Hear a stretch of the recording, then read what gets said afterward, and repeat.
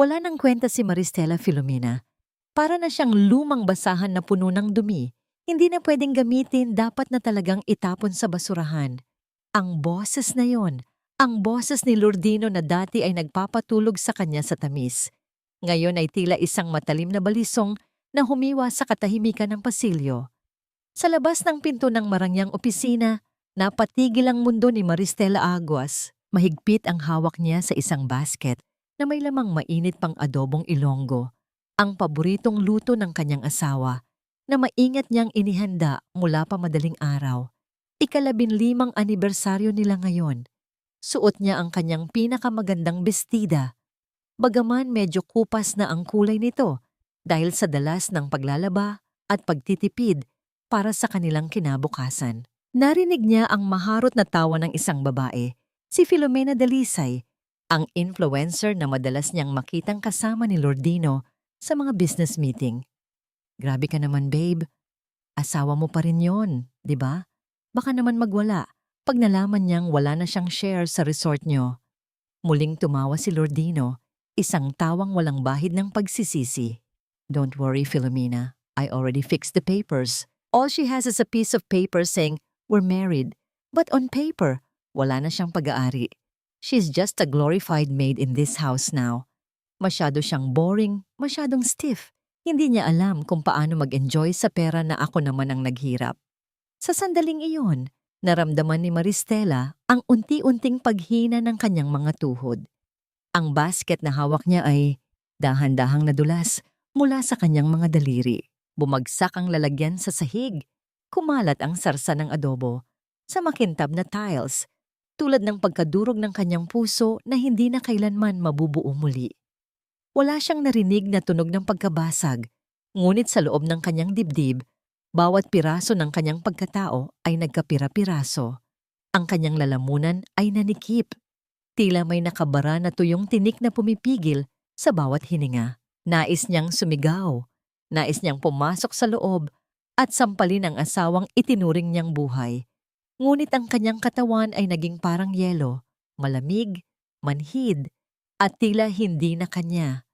Ang kanyang mga kamay na puno ng kalyo dahil sa pagtulong sa mga financial records ng kumpanya ni Lordino ay nanginginig ng hindi makontrol.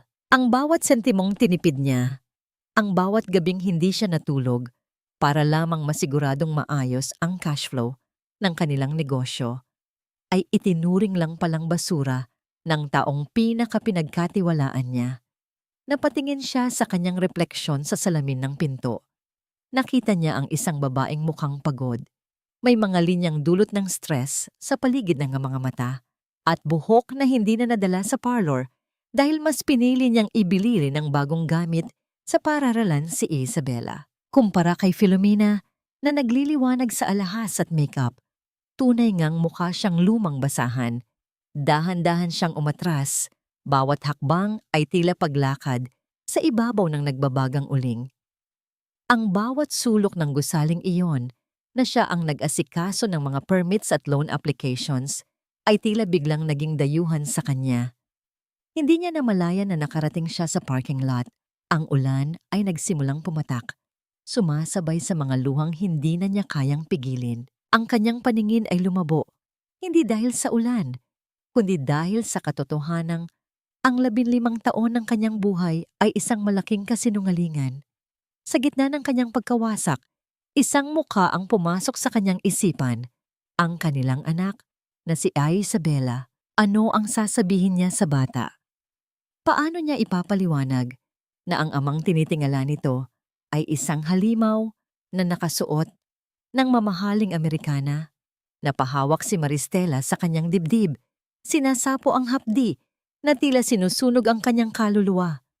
Isang tanong ang paulit-ulit na umalingaw-ngaw sa kanyang isipan, kasing pait ng apdo na nanunuot sa kanyang dila.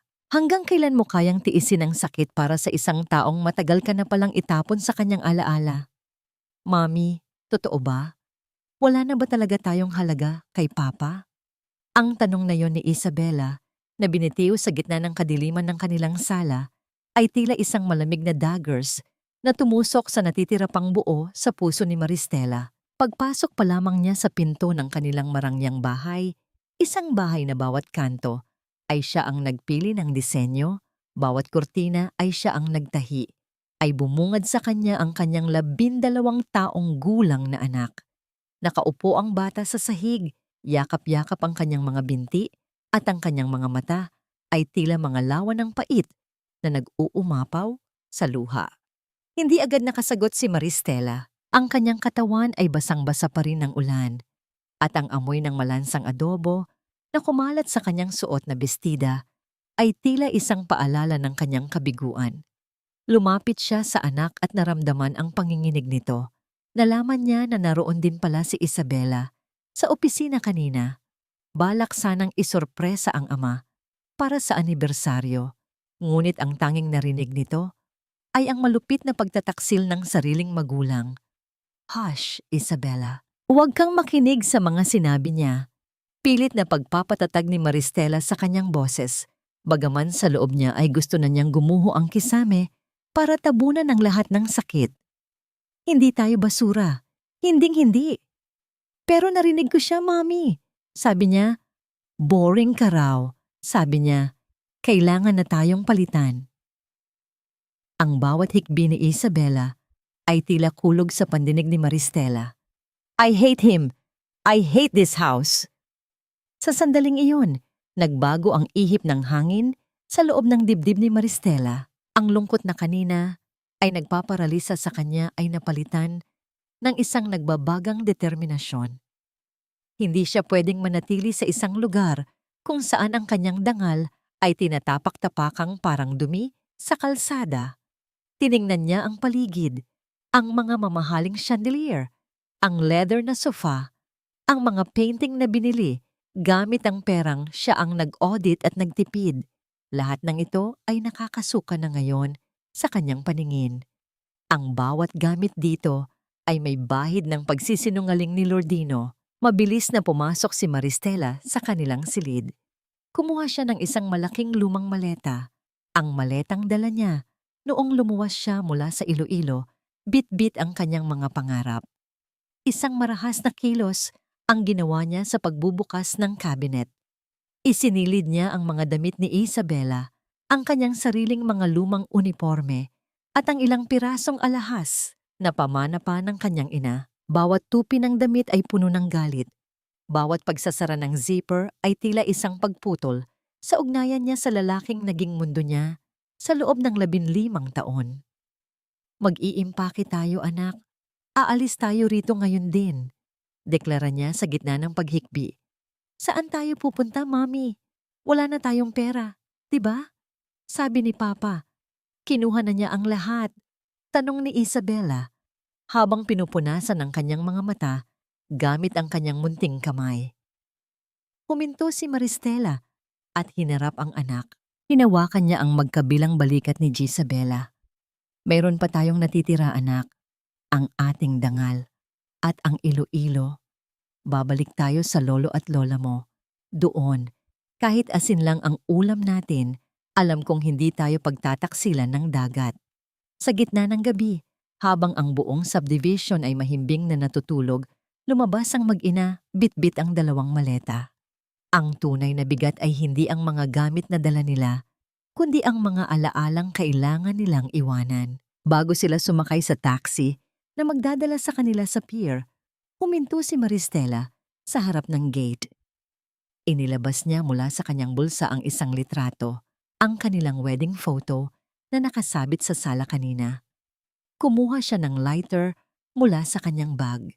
Ang maliit na apoy ay nagsimulang kumain sa mga ngiti nilang dalawa ni Lordino sa litrato. Pinanood ni Maristela ang unti-unting pag-itim ng papel, ang paglamon ng apoy sa mga pangakong napako, hanggang sa ang tanging natira sa kanyang palad ay mga abo na agad tinangay ng hanging habagat.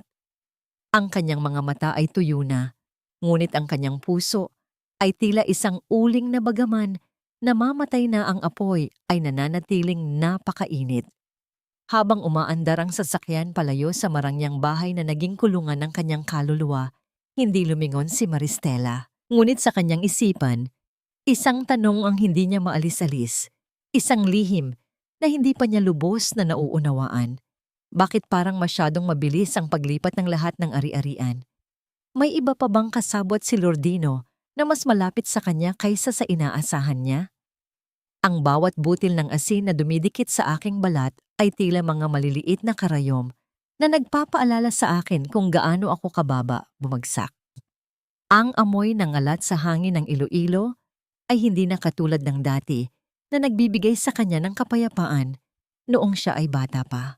Ngayon, ang bawat simoy ng hangin ay may kasamang amoy ng malansang isda at tuyong damo. Ang amoy ng kahirapan na pilit niyang tinalikuran, 20 taon na ang nakalilipas. Sa loob ng maliit na dampa ng kanyang mga magulang, kung saan ang dingding ay yari sa pinagtagpi-tagping kawayan at ang bubong na yero ay butas-butas. Nakatayo si Maristela habang pinapanood ang kanyang anak na si Isabela na natutulog sa isang manipis at butas-butas na banig.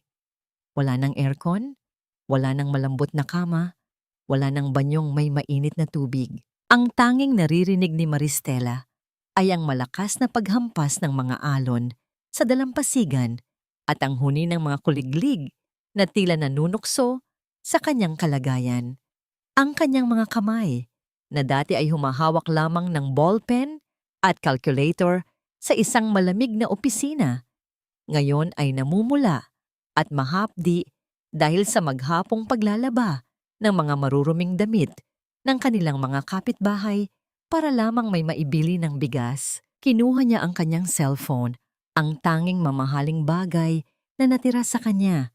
Bagaman basag na ang screen nito, sa kabila ng sakit, hindi niya mapigilang buksan ang social media. Doon, bumungad sa kanya ang post ni Filomena. Isang larawan ng isang mamahaling designer bag na nakapatong sa ibabaw ng isang mesa sa isang high-end restaurant. Ang caption ay tila isang lason. Living my best life with my king, out with the old, in with the gold. Napahigpit ang hawak ni Maristela sa phone. Ang kaibahan ng kanilang mundo ay nakakasuka. Habang si Filomena ay nagpapakasasa sa perang pinaghirapan ni Maristela, siya naman ay nagbibilang ng barya para pambili ng kape. Isang mapait na ngiti ang sumilay sa kanyang mga labi. Ang hustisya sa mundong ito ay tila isang panaginip na mahirap abutin. Nay, bakit po kayo gising pa? Bulong ni Isabela na nagising dahil sa liwanag ng screen. Mabilis na itinago ni Maristela ang phone at lumapit sa anak. Wala ito, anak. Masyado lang mainit ang gabi. Matulog ka na muli. Mami, gutom po ako. Mahinang sabi ng bata. Isang hiling na tila sumaksak sa konsensya ni Maristela. Tumayo si Maristela at pumunta sa kanilang munting kusina. Binuksan niya ang lalagyan ng kanin, ngunit tanging ilang butil na lamang ang natira. Wala na ring ulam, kundi ang tira-tirang sarsa ng bagoong. Sa sandaling iyon, naramdaman ni Maristela ang tunay na bigat ng kanyang pagkabigo bilang isang ina. Ang kanyang mga luha ay pumatak sa tuyong sahig na kawayan. Lumilikha ng maliliit na marka ng pait. Kinaumagahan, habang naglalakad si Maristela patungo sa kalsada upang maghanap pa ng ibang mapagkakakitaan, hinarang siya ng kartero ng kanilang barangay. May dala itong isang sobrang kulay dilaw, gusot-gusot at tila galing pa sa malayo. Para kay Maristela Aguas, sabi ng kartero. Nang buksan niya ang sobre, ang kanyang puso ay tila huminto sa pagtibok. Hindi ito sulat mula sa isang kaibigan. Ito ay isang formal na abiso mula sa isang malaking bangko sa Cebu.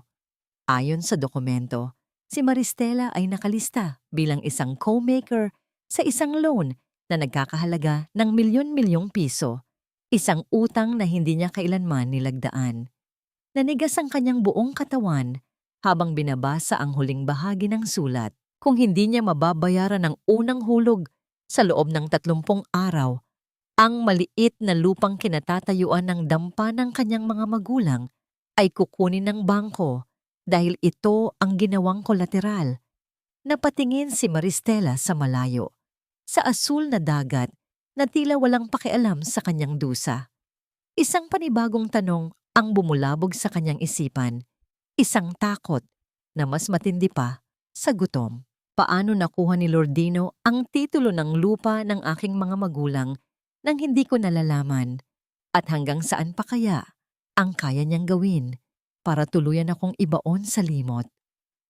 Ang bawat pinto na isinasara ng tadhana sa iyong mukha ay nag-iiwan ng sugat, ngunit kung minsan, ang sugat na yon ang nagiging daan upang pumasok ang liwanag na hindi mo inaasahan.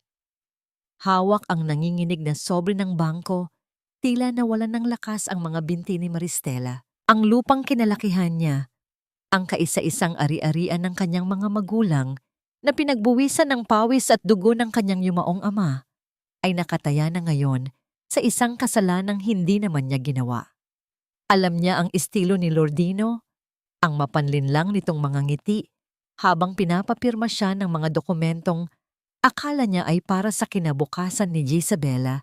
Iyon pala ay ang dahan-dahang paghukay sa kanilang libingan. Dahil sa desperasyon, pumunta siya sa bayan upang humanap ng abogado. Ngunit ang bawat pintong kinakatok niya ay tila sarado para sa isang babaeng walang pambayad kahit sa simpleng konsultasyon. Napadpad siya sa tapat ng isang maliit na kumpol ng mga tao sa labas ng isang libreng klinika. Ang kanyang paningin ay lumabo dahil sa gutom at pagod, hanggang sa naramdaman na lamang niya ang biglang pag-ikot ng paligid. Bago pa man humalik ang kanyang mukha sa semento, isang pares ng matitibay na braso ang sumalo sa kanya.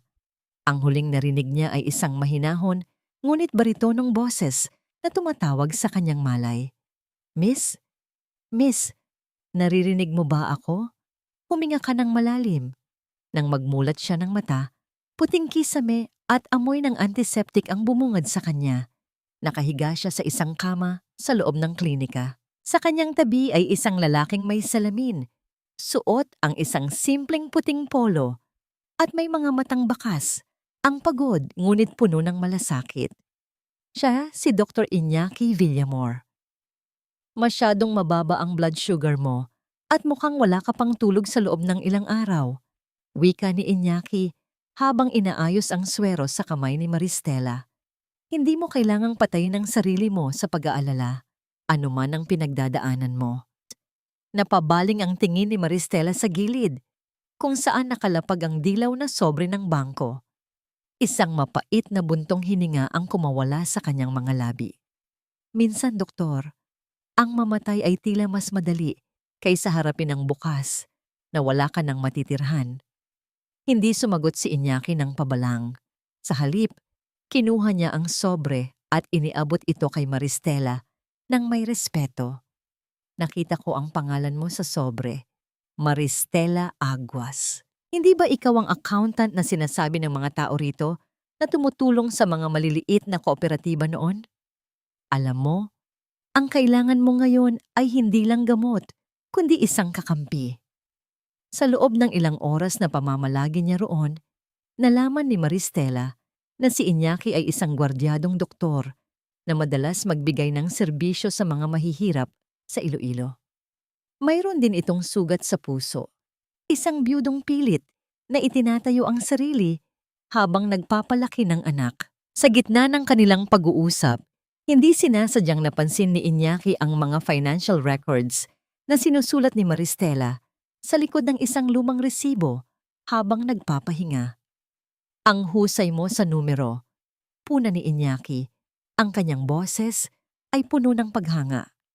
"Mayroon akong mga pasyenteng biktima ng pang-aabuso sa pera ng sarili nilang mga kamag-anak. Baka gusto mong tulungan silang ayusin ang kanilang buhay, kapalit ng sapat na sweldo para mabayaran mo ang unang hulog sa bangko?" Isang kislap ng pag-asa ang sumiklab sa mga mata ni Maristela.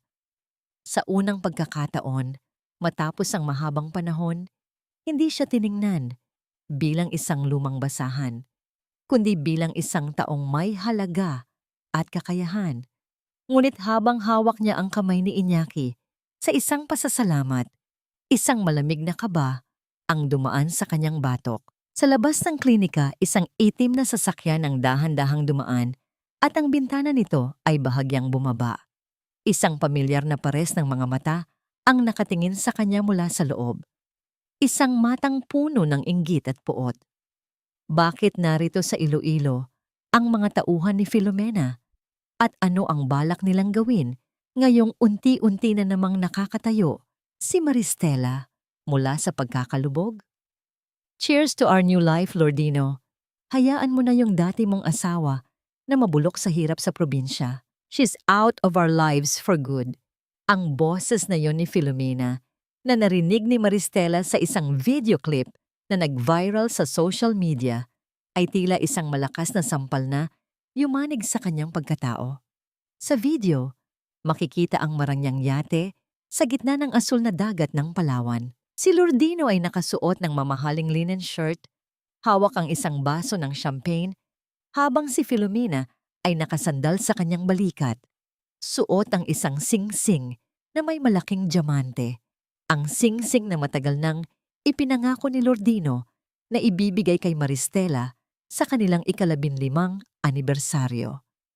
Habang pinapanood ito, si Maristela ay nakaupo sa isang silyang kahoy sa klinika ni Doktor.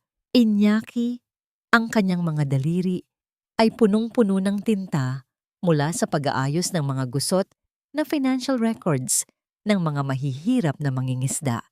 Ang lamig ng electric fan na maingangay na umiikot sa kisame ay hindi sapat upang palamigin ang apoy ng kawalang katarungan na nararamdaman niya.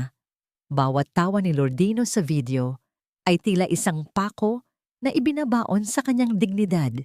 Maristela, ayos ka lang ba? Tanong ni Dr. Iñaki habang inilalapag ang isang basong tubig sa kanyang harapan. Napansin ng doktor ang panginginig ng mga kamay ng babae. Minsan po, doktor, tinatanong ko ang langit kung bakit ang mga taong nagnakaw ng kaligayahan ng iba ang siyang masagana. Bulong ni Maristela, ang kanyang boses ay basag sa pigil na galit. Habang ang mga anak natin ay nagtitiyaga sa tuyong isda, sila ay nagpapakasasa sa karangyaan. Ngunit sa gabing iyon, tila sumagot ang tadhana sa isang paraan na hindi inaasahan ni Maristela. Isang malakas na bagyo ang humagupit sa bahagi ng Visayas at Palawan. Ang ulan ay naging tila mga hagupit ng latigo sa bubungan ng kanilang dampa sa Iloilo.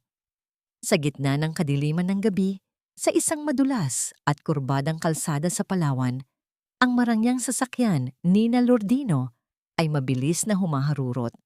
Nagliliyab ang pag-aaway sa loob ng sasakyan. I want more, Lordino. Hindi sapat ang perang kinuha mo kay Maristela para sa lifestyle na gusto ko. Sigaw ni Filomena habang pilit na inaagaw ang atensyon ng lalaki. Sa isang iglap, nawalan ng kontrol ang mga gulong sa basang kalsada. Ang malakas na pag-iinggit ng goma sa semento ay sinundan ng isang nakakangilong pagbaligtad ng bakal at pagkabasag ng mga salamin. Ang katahimikan pagkatapos ng trahedya ay mas nakakatakot pa sa tunog ng pagkawasak. Ang katawan ni Lordino ay naipit sa gitna ng nayuping manibela, habang si Filomena, na milagrong hindi gaanong nasugatan, ay tanging ang kanyang sariling bag lamang ang unang hinanap. Kinaumagahan, habang nagluluto si Maristela ng lugaw para kay Isabela, biglang tumunog ang kanyang cellphone. Isang numerong hindi rehistrado, ngunit pamilyar sa kanyang alaala.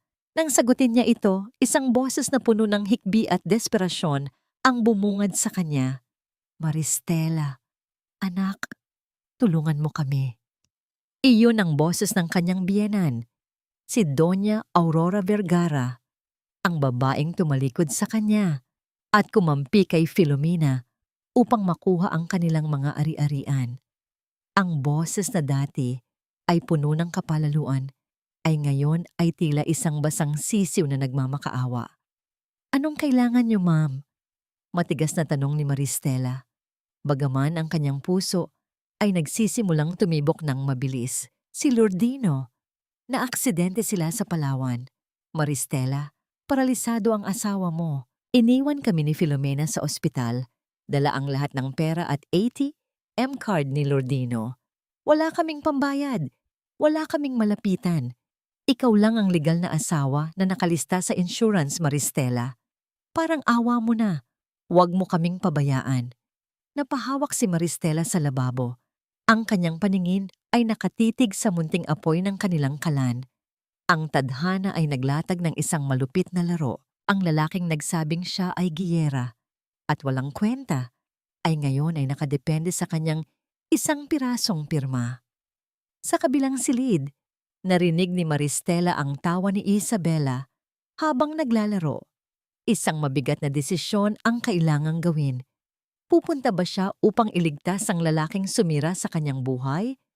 O hahayaan niya itong mabulok sa sarili nitong karma?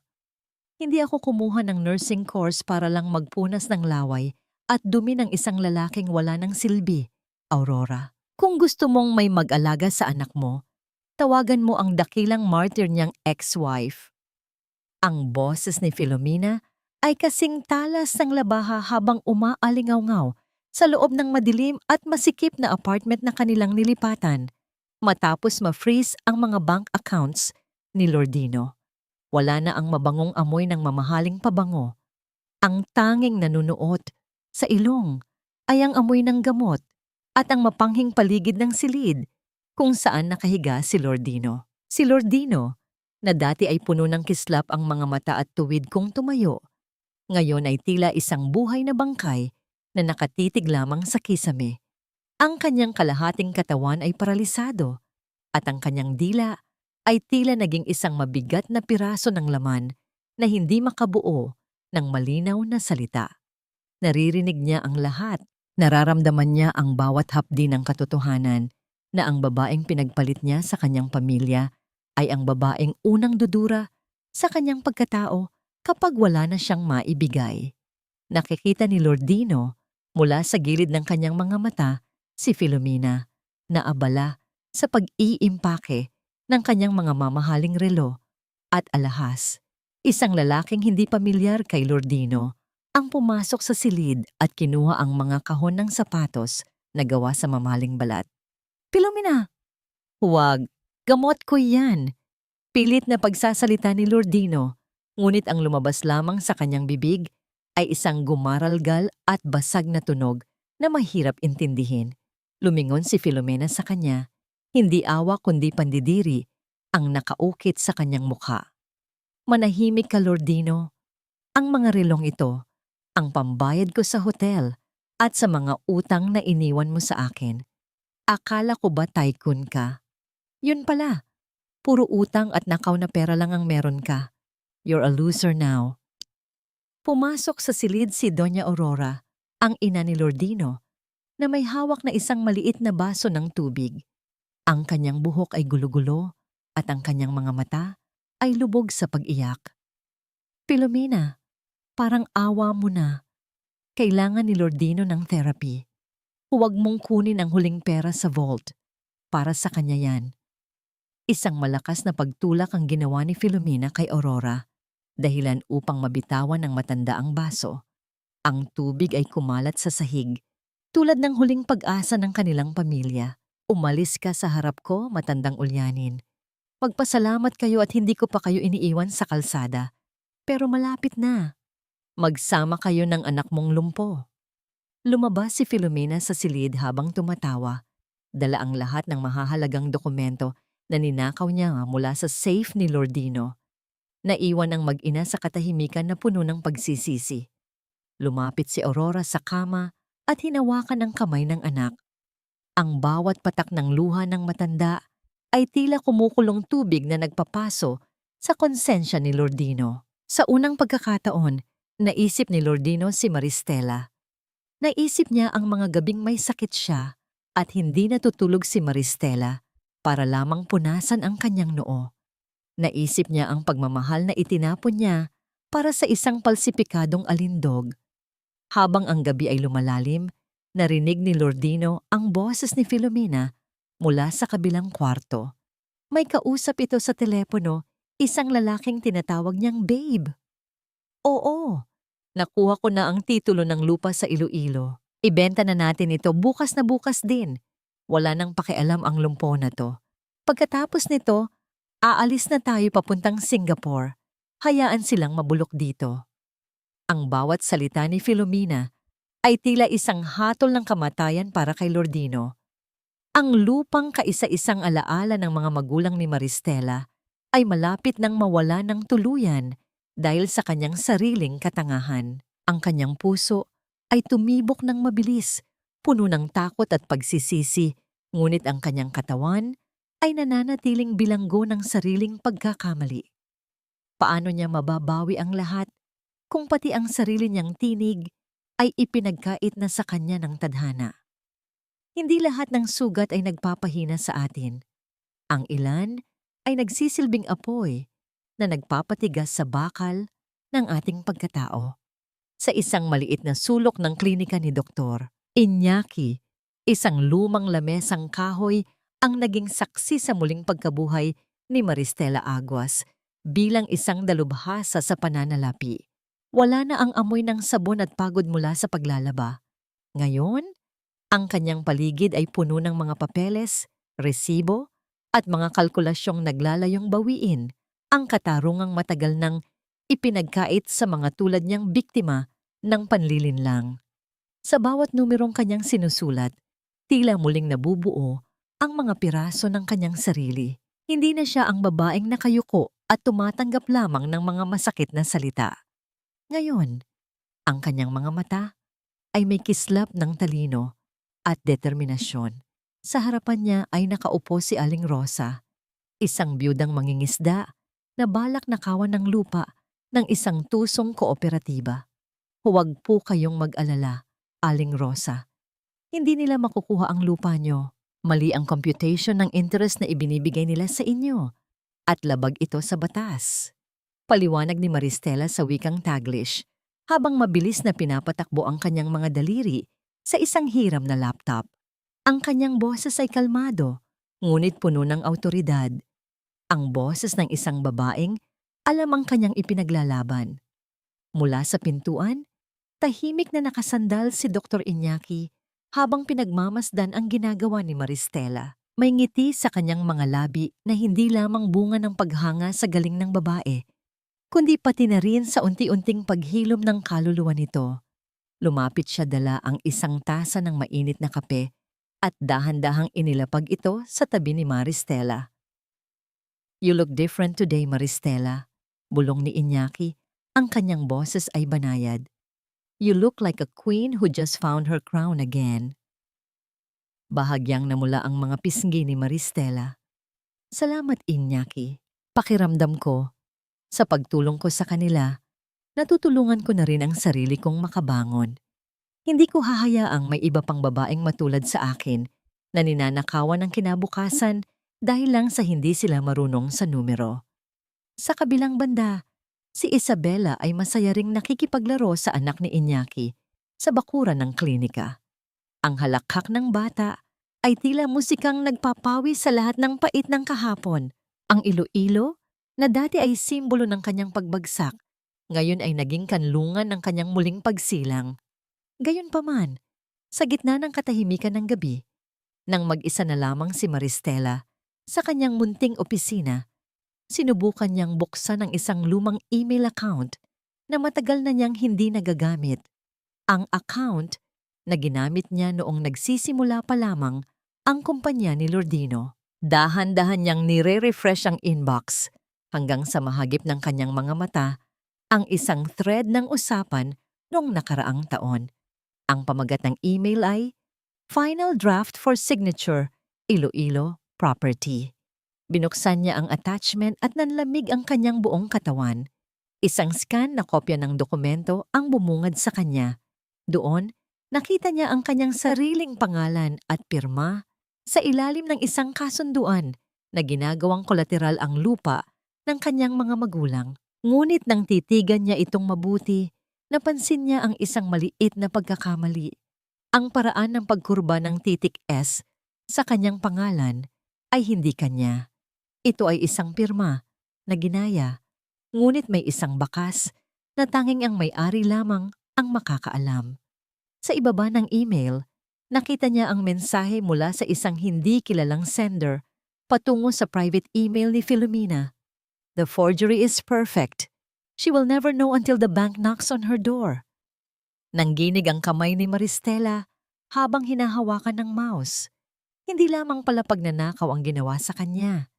Ito ay isang planadong krimen na binuo bago pa man siya palayasin sa kanilang bahay. Ang ebidensyang ito, ang susi upang mapawalang bisa ang lahat ng utang at maibalik sa kanya ang kanyang dignidad. Ngunit kasabay ng pagkakatuklas na ito ay isang nakakapangilabot na tanong na bumagabag sa kanyang isipan kung ang email na ito ay ipinadala mula sa loob mismo ng opisina ni Lordino. Sino ang taong nasa likod ng computer na yon at bakit tila kilalang kilala nito ang bawat galaw ng kanyang panulat? Maristela, kahit lumuhod ako sa iyong harapan, gagawin ko. Huwag mo lang kaming hayaang mamatay sa gutom sa gitna ng kalsada.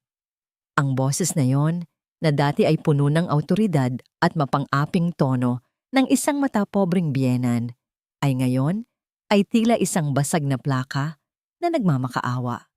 Sa pintuan ng opisina ni Maristela sa klinika, nakatayo si Doña Aurora Vergara. Ngunit wala na ang Doña na kilala ng lahat. Ang kanyang buhok na dati ay laging maayos, ay ngayon ay gulo-gulo at tila ilang linggo nang hindi nasusuklay. Ang kanyang mamahaling terno ay napalitan ng isang luma at maduming blusa at ang kanyang mga mata ay lubog at nangingitim sa sobrang puyat at pag-iyak. Napatigil si Maristela sa pag-aayos ng kanyang mga papeles. Sa kanyang harapan ay ang isang basong sariwang juice na ibinigay ni Dr. Iñaki at ang isang malinis na paligid na pinaghirapan niyang itatag mula sa abo ng kanyang kahapon. Ang kaibahan ng kanyang kasalukuyang kapayapaan sa biglang pagdating ng kaguluhan mula sa kanyang nakaraan ay tila isang malamig na tubig na ibinuhos sa kanyang likuran.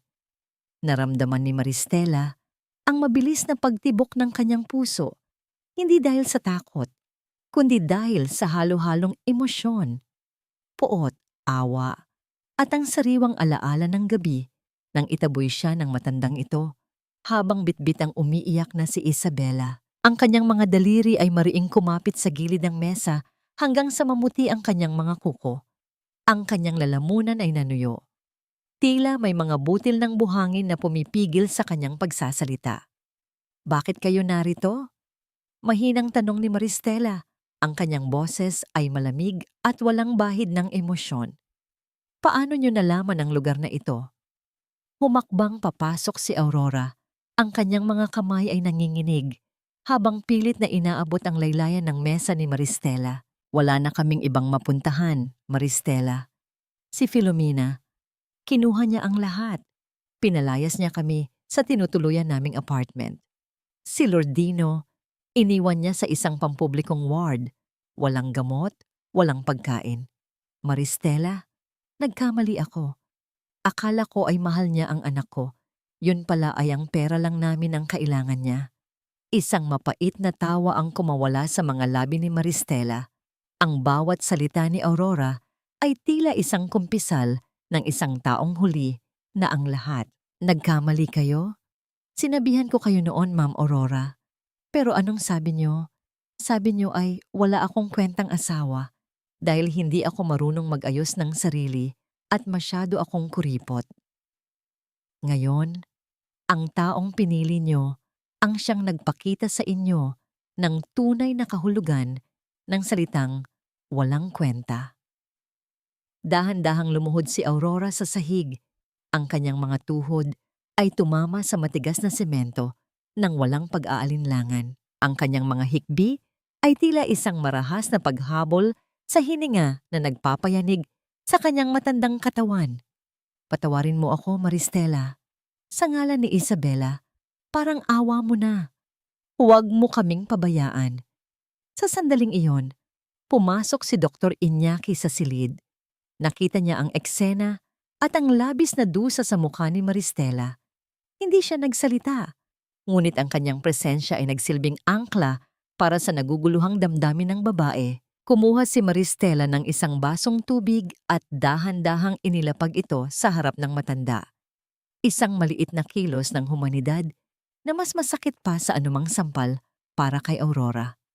"Tumayo kayo riyan, Ma'am Aurora," sabi ni Maristela, habang pilit na pinapakalma ang kanyang sarili. "Hindi ako katulad nyo. Hindi ko kayo hahayaang mamatay sa gutom. Pero hindi ibig sabihin nito ay kinalimutan ko na ang lahat."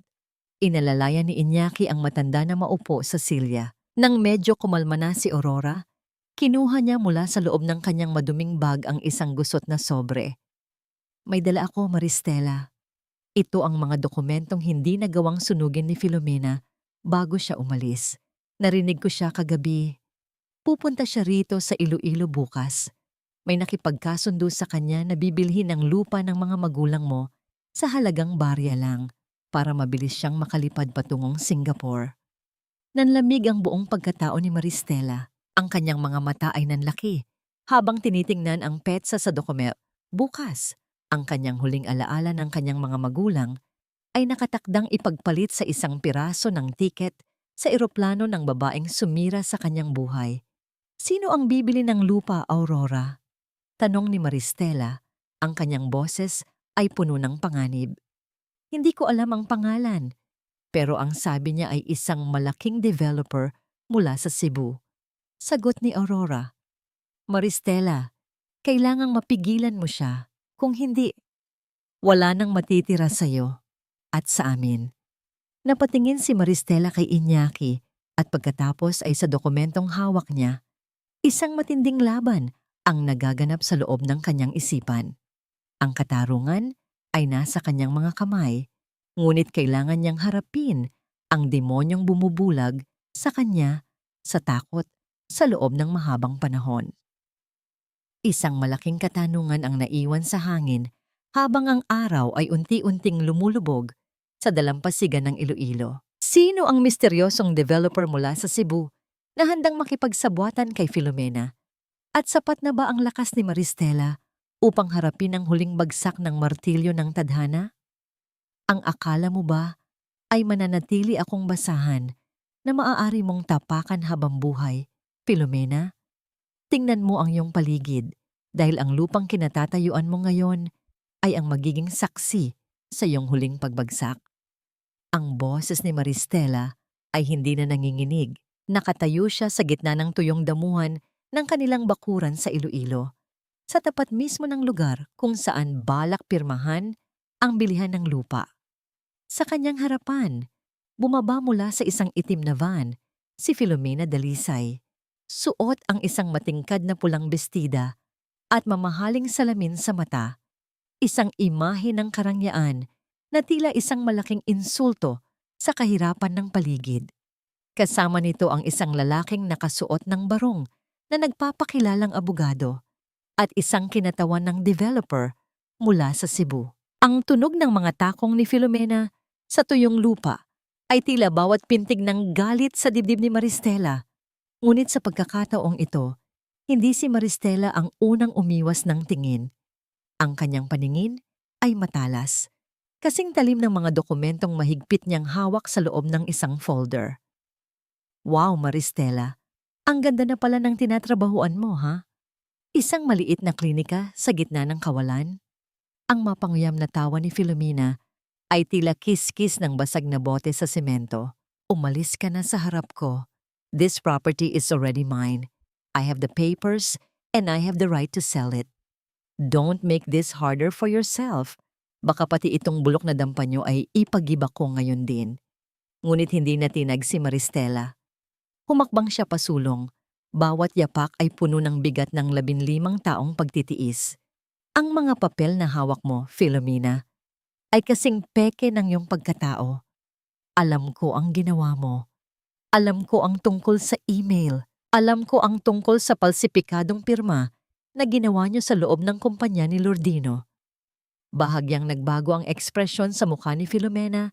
Ang kanyang kumpiyansa ay tila isang pader na nagsisimulang magkaroon ng lamat. "What are you talking about? You're delusional. Lawyer, ipakita mo sa kanya ang titulo." Inilabas ni Maristela ang isang set ng mga dokumento mula sa kanyang folder, ang mga kopya ng orihinal na pirma at ang pagsusuri mula sa isang handwriting expert na tinulungan siyang makuha ni Dr. Iñaki. Ito ang katotohanan, Filomena. Ang kasunduang pinanghahawakan mo ay void ab initio. Ibig sabihin, mula sa simula, wala itong bisa sa harap ng batas. At ang developer na kausap mo, sigurado ako na hindi nila gustong madamay sa isang kaso ng estafa at falsification of public documents. Ang kinatawan ng developer ay nagsimulang magbulong-bulungan sa kanyang kasama. Ang tensyon sa hangin ay tila isang kuryenteng handang sumabog. Ang mukha ni Filomena ay naging kasing puti ng papel. Ang kanyang labi ay nanginig sa pigil na puot. You think you've won? Akala mo ba matatakot mo ako sa mga pirasong papel na yan? Biglang lumapit si Filomena kay Maristela. Ang kanyang boses ay naging isang bulong na puno ng lason. Matalino ka nga, Maristela, pero nakalimutan mo yata ang isang bagay. Ang anak mo, si Isabela, nasaan siya ngayon? Sigurado ka bang ligtas siyang nakikipaglaro sa anak ng doktor na yun? Nanlamig ang buong pagkatao ni Maristela. Ang folder na hawak niya ay halos malaglag sa kanyang kamay. Ang bawat salita ni Filomena ay tila isang malamig na kamay na sumasakal sa kanyang leeg. Anong ginawa mo sa anak ko? Isang mapait at nakakapangilabot na ngiti ang sumilay sa mga labi ni Filomena. Sabihin na lang natin na may mga kaibigan akong gustong makilala ang magandang bata. Pirmahan mo ang waiver na hindi mo nahahabulin ng lupa o baka hindi mo na makita ang anak mo na buo. Sa di kalayuan, narinig ni Maristela ang tunog ng isang sasakyan na mabilis na humaharurot palayo. Ang kanyang puso ay tumibok ng napakabilis, tila isang tambol na nagbababala ng kamatayan. Ang katarungan na hawak na niya ay biglang naglaho, napalitan ng isang matinding takot na tanging isang ina lamang ang makakaunawa. Sa gitna ng kanyang pagkalito at takot, isang katanungan ang umaling-awngaw sa kanyang isipan, kasing talim ng isang kidlat sa gitna ng bagyo. Saan dinala si Isabela at hanggang saan ang kayang isakripisyo ni Maristela ang kanyang katarungan o ang buhay ng kanyang kaisa-isang anak? Ang bawat patak ng luha ng isang ina ay may katumbas na sumpa ng langit. At sa oras na ito, ang iyong kasamaan ay wala ng pagtataguan, Filomena. Ang mga salitang ito ay hindi lumabas sa bibig ni Maristela, kundi mula sa kanyang nagngangalit na puso habang nakatayo siya sa gitna ng dalampasigan, tinitignan ang papalubog na araw na tila isang nagbabagang mata. Ang takot na nararamdaman niya para kay Isabela ay sapat na upang patigilin ang kanyang mundo. Ngunit ang liwanag ng pag-asa ay hindi pa tuluyang namamatay. Sa gitna ng kanyang desperasyon, naramdaman niya ang kamay ni Doktor Iñaki na humawak sa kanyang balikat. Isang hawak na matatag, nagbibigay ng lakas na hindi kayang ibigay ng anumang dokumento. Nahanap na namin sila, Maristela, bulong ni Iñaki. Hindi nila nadala si Isabela. Ang sasakyang narinig mo ay ang sasakyan ng mga tauhan ni Filomena na tumatakas dahil nakita nila ang mga pulis na tinawagan ko bago pa tayo pumunta rito. Ligtas ang anak mo. Nasa klinika siya ngayon kasama si Nanay Aurora. Isang malakas na pagpapakawala ng hininga ang ginawa ni Maristela. Ang kanyang mga tuhod ay tuluyang bumigay at napaluhod siya sa basang buhangin. Ang bawat butil ng alat ay tila humahalik sa kanyang mga daliri, isang pasasalamat sa langit na hindi matatawaran. Ngunit ang laban ay hindi pa tapos. Upang tuluyang matapos ang kasamaan ni Filomena, kailangan niya ang huling alas. Ang katotohanang tanging si Lordino lamang ang makakapagsabi. Dinala ni Iñaki si Maristela sa isang pampublikong ospital kung saan inilipat si Lordino matapos maubos ang pera nito. Ang amoy ng alkohol at luma at maruming kobrekama ang bumungad sa kanya. Doon, sa isang sulok na madilim at tanging isang bumbilya lamang ang nagbibigay ng liwanag, nakita niya ang lalaking dati ay naging hari ng kanyang mundo. Si Lordino ay nakahiga, tila isang anino na lamang ng kanyang dating sarili. Ang kanyang mga mata ay nanlalalim at ang kanyang labi ay nanginginig habang sinusubukang bumuo ng mga salita. Nang makita niya si Maristela, isang mahabang sandali ng katahimikan ang namayani sa pagitan nila. Isang katahimikang puno ng 15 taon ng pag-ibig, pagtataksil at pagsisisi. Maris. Ang boses ni Lordino ay parang kiskis ng tuyong dahon sa semento. Patawad. Patawarin mo ako. Lumapit si Maristela sa gilid ng kama. Wala na siyang nararamdamang galit, tanging isang malalim na pait at awa para sa taong sumira sa sarili nitong buhay. Bakit, Lordino? Bakit kailangang umabot sa ganito? Alam mo ang lahat, hindi ba? Alam mong pinagnakawan ako ni Filomena bago mo pa ako itaboy. Sa gitna ng kanyang panghihina, kinuha ni Lordino ang isang maliit na susi mula sa ilalim ng kanyang unan. Isang susing nakatago sa loob ng isang maduming tela. Nasa ilalim ng ating lumang cabinet sa dampa, ang itim na box. Nandoon ang orihinal na titulo at ang video record ng pag-uusap nila ng abogado. Alam ko, pero tumahimik ako dahil sa takot na mawala ang lahat. Pero ngayon, wala na akong kahit ano, maliban sa aking huling hininga. Ang pag-amin na yon ay tila isang malakas na dagok sa dibdib ni Maristela. Ang katahimikan ni Lordino ang siyang naging pinakamabigat na kasalanan.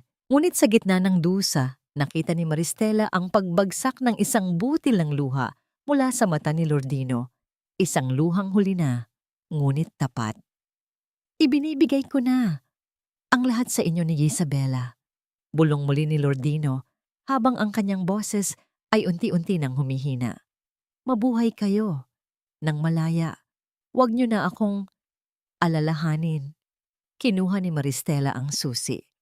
Nararamdaman niya ang lamig ng metal sa kanyang palad, kasing lamig ng huling pagkakataon ng kanilang pagsasama. Sa gitna ng dilim ng ward, isang maliit na kislap ng katarungan ang nagsimulang magningning. Ang bawat piraso ng puzzle ay nabubuo na, ngunit ang tanong ay nananatili sa kanyang isipan. Sapat ba ang pagsisisi ni Lordino upang hilumin ang 15 taon ng pagdurusa? At ano ang magiging reaksyon ni Filomena kapag nalaman niyang ang taong huling pinagkatiwalaan niya ang siyang maglulubog sa kanya sa bilangguan? Hindi lahat ng tagumpay ay may kasamang hiyaw ng kagalakan. Minsan, ang katarungan ay dumarating sa paraang kasing tahimik ng pagpatak ng hamog sa madaling araw, malamig, malinaw, at nagbibigay ng bagong simula. Sa ilalim ng malalabo at umuugong na ilaw ng istasyon ng pulisya, nakaupo si Maristela habang pinagmamasdan ang mga dokumentong nakalapag sa harapan niya. Ang itim na kahon na itinuro ni Lordino ay naglalaman ng higit pa sa inaasahan niya. Hindi lamang ito mga titulo. Naroon ang mga sulat ni Filomena sa abogado, mga resibo ng bayad para sa palsipikasyon, at isang maliit na digital voice recorder na naglalaman ng plano kung paano unti-unting lalasunin ang isipan ni Lordino laban sa kanyang asawa. Bawat salitang narinig ni Maristela mula sa recorder ay tila isang hapdi na unti-unting naghihilom. Hindi siya ang nagkulang. Siya ay biktima ng isang planadong pagsira. Ang katotohanan ito ay sapat na upang tanggalin ang mabigat na batong matagal nang nakadagan sa kanyang dibdib. Sa kabilang panig ng silid, ang ingay ng pagpoproseso ng kaso ay naputol ng isang matinis at histerikong boses. "Huwag niyo akong hawakan! Hindi niyo ba alam kung sino ako? Sisiguraduhin kong matatanggal kayo sa trabaho." Iyon si Filomena. Wala na ang kanyang pagiging sopistikada. Ang kanyang pulang bestida ay gusot-gusot na at ang kanyang makeup ay kumalat na sa kanyang mukha dahil sa galit at pawis. Habang kinapusan siya ng mga posas, nagtama ang kanilang mga mata ni Maristela. Inaasahan ni Filomena na makakakita siya ng galit o pangungutya sa mga mata ng kanyang kaaway. Ngunit ang tanging nakita niya ay isang malalim na awa, isang tingin na mas nakakainsulto kaysa sa anumang sampal. Tapos na, Filomena, mahinang sabi ni Maristela. Ang kanyang boses ay kalmado at puno ng kapayapaan. Ang perang ninakaw mo ay hindi kailanman magiging sapat para punan ang kawalan ng iyong dangal. I hate you, Maristela. Akala mo ba ay nakuha mo na ang lahat? Isang lumpo na lang ang asawa mo at wala ka nang matitirhan, kundi ang dampanyo sa Iloilo. Sigaw ni Filomena habang kinakaladkad siya ng mga pulis patungo sa kulungan. Hindi sumagot si Maristela. Nanatili siyang nakatayo hanggang sa mawala ang anino ng babaeng sumira sa kanyang buhay. Sa sandaling iyon, naramdaman niya ang isang kamay na humawak sa kanyang siko. Si Dr. Iñaki, na buong gabi siyang sinamahan, ay naroon pa rin. The bank has frozen her accounts, Maristela. Balita ni Iñaki. Lahat ng perang nakuha niya mula sa mga illegal na transaksyon ay ibabalik sa iyo at kay Isabela. Pwede mo nang mabayaran ang utang sa lupa at makapagsimula muli ng walang inaalala. Huminga ng malalim si Maristela at tumingin sa malayo. Ang perang iyon ay hindi ko gagamitin para sa aking sarili, Iñaki. Ilalagay ko yon sa isang trust fund para sa pag-aaral ni Isabela. Gusto kong lumaki siya na alam niyang ang katarungan ay hindi nabibili, kundi ipinaglalaban. Pagkalabas nila sa istasyon, sinalubong sila ng malakas na simoy ng hangin mula sa dagat. Ang gabi ay malalim na, ngunit ang langit ng Iloilo ay puno ng mga bituin. Dinala ni Iñaki si Maristela sa dalampasigan, kung saan ang mga alon ay dahan-dahang humahalik sa buhanginan. Doon, sa ilalim ng liwanag ng buwan, ang bawat takot at pag-aalinlangan ni Maristela ay tila tinatangay ng tubig. Huminto sila sa paglalakad nang makarating sa bahagi ng tabing dagat kung saan sila unang nag-usap ng masinsinan. Lumingon si Iñaki sa kanya. Ang kanyang mga mata ay nagpapakita ng isang damdamin na matagal na niyang itinatago sa likod ng kanyang pagiging doktor. Maristela, tawag niya. Ang kanyang boses ay tila isang banayad na himig sa gitna ng katahimikan. Alam kong marami ka ng pinagdaanan. Alam kong ang puso mo ay puno pa ng mga sugat na hindi pa tuluyang naghihilom. Pero gusto kong malaman mo na hindi mo kailangang maglakad ng mag-isa sa dalampasigang ito. Dahan-dahang kinuha ni Iñaki ang kamay ni Maristela. Ang init ng palad nito ay tila isang lunas sa lahat ng lamig na naramdaman ni Maristela sa loob ng maraming taon. Handa ka na bang buksan muli ang pinto ng iyong puso? Hindi para sa nakaraan, kundi para sa isang bukas na kasama ako? Napatingin si Maristela sa mga mata ni Iñaki. Sa gitna ng kanyang pagkapit sa katarungan, natagpuan niya ang isang bagay na hindi niya inaasahang darating sa gitna ng bagyo, ang pagkakataong magmahal muli. Ngunit bago siya makasagot, isang pamilyar na anino ang namataan niya sa malayo, isang lalaking tila naghihintay sa kanya sa ilalim ng dapit hapon. Sino ang lalaking yon na naghihintay sa kanya sa dalampasigan? At ano ang dala nitong huling mensahe mula sa isang mundong akala niya ay tuluyan na niyang naiwan? Ang bawat dapit hapon ay hindi huli ng lahat, kundi isang pangako ng langit na may darating na bagong umaga, mas maliwanag at mas puno ng pag-asa. Ang aninong nakita ni Maristela sa dalampasigan ay hindi isang banta, kundi ang matandang driver ni Lordino na si Mang Selmo. May dala itong huling liham, isang pirasong papel na gusot, at may mga bakas ng natuyong luha. Sa loob ng sobre ay ang pinal na dokumento ng kanilang annulment at isang maikling sulat na isinulat ni Lordino sa pamamagitan ng kanyang nanginginig na kaliwang kamay. Maristela, ibinabalik ko na sa iyo ang iyong kalayaan. Patawad sa lahat ng ninakaw ko sa iyong puso. Lumipas ang mga buwan na tila mga alon na dahan-dahang humuhugas sa mga sugat ng nakaraan. Sa bayan ng Iloilo, ang pangalang Maristela Aguas ay naging simbolo ng katatagan. Ang kanyang munting opisina sa tabi ng klinika ni Dr. Iñaki ay lagi ng puno ng mga kababaihan, mga inang tinalikuran, mga asawang niloko, at mga anak na nawalan ng pag-asa. Hindi lamang pera ang kanyang tinutulungang maayos, kundi ang tiwala ng mga ito sa kanilang sariling kakayahan. Isang hapon, habang inaayos ni Maristela ang kanyang mga gamit, pumasok si Isabela na suot ang kanyang puting toga. Iyon ang araw ng kanyang graduation mula sa elementarya bilang valedictorian. Ang bata na dati ay laging nakayuko at umiiyak ay ngayon ay nakatayo ng tuwid. May ngiti sa mga labi na kasing liwanag ng araw. "Mommy, look, I got the gold medal." Masayang balita ni Isabela habang ipinapakita ang medalyang nakasabit sa kanyang leeg. "This is for you, Mommy. Para sa lahat ng paglalaba mo, para sa lahat ng puyat mo sa pagtatrabaho." Niyakap ng mahigpit ni Maristela ang kanyang anak. Sa sandaling iyon, naramdaman niya na ang lahat ng sakit, ang lahat ng pang-aalipusta ni Lordino at Filomena ay napalitan na ng isang ganap na kagalakan. Hindi siya nagtagumpay dahil sa yaman, kundi dahil napanatili niyang buo ang dangal ng kanyang anak. Bago magsimula ang pagdiriwang, nagtungo si Maristela sa ospital upang dalawin si Lordino.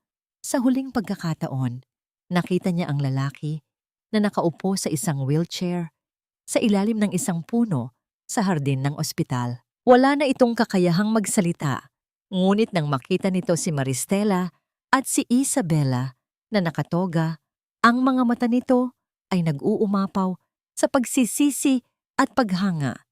Hindi lumapit si Maristela upang manumbat.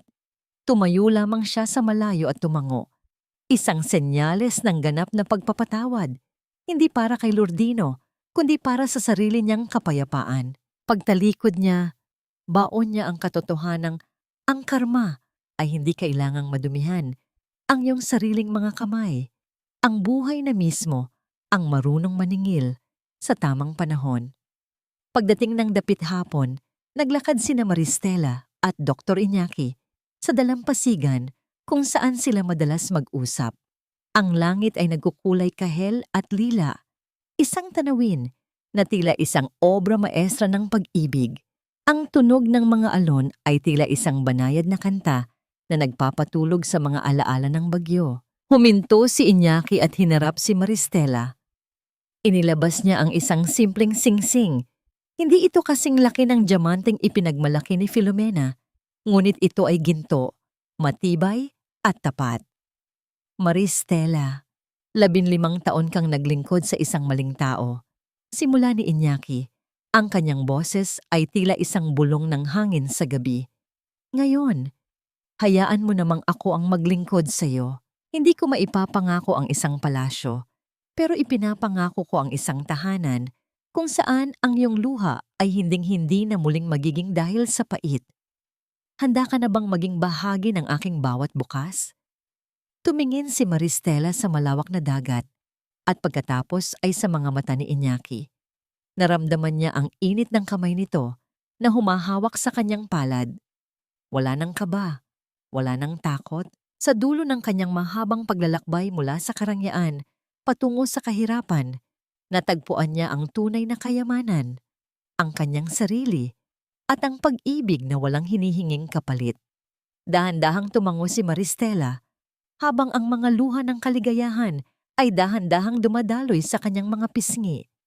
Ang araw ay tuluyan ng lumubog, ngunit sa puso ni Maristela, isang bagong pagsikat ang nagaganap, isang pagsikat na hinding-hindi na muling magdidilim. Lumipas ang 3 taon na tila isang banayad na agos ng tubig na dahan-dahang humuhubog sa mga bato ng dalampasigan. Sa isang maliit ngunit magandang bahay na nakaharap sa asul na dagat ng Iloilo, ang halimuyak ng sariwang bulaklak ng dapo at ang amoy ng bagong luto na kape ay nagsisilbing hudyat ng isang payapang umaga. Wala na ang kaba sa dibdib ni Maristela tuwing sasapit ang gabi.